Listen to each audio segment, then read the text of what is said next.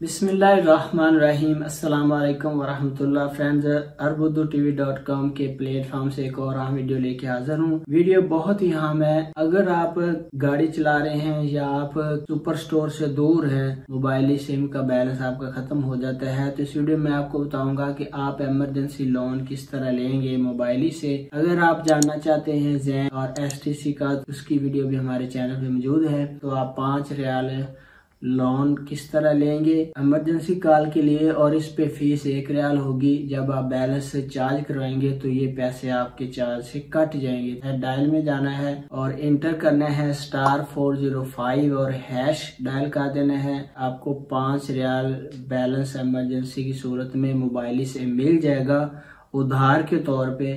और दूसरा तरीका है, आपने जाना है राइट मैसेज में और टाइप करना है 405 और इसको सेंड कर देना है 1100 पे। तो इस सूरत में भी आप इमरजेंसी लोन यानी इमरजेंसी बैलेंस आपको मिल जाएगा। खुदा न खास्ता आपका बैलेंस कम हो जाता है, खत्म हो जाता है, आपने कोई जरूरी कॉल करनी है, तो मैंने आपको बता दिया किस तरह आप इमरजेंसी लोन लेंगे मोबाइल से।